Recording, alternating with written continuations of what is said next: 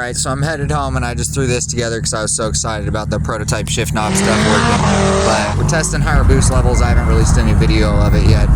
We've seen 18 pounds, as you can see in the boost cut in the video. So just check this out, and well, keep back for more videos. Be doing some DIYs, product reviews, education, all that stuff soon.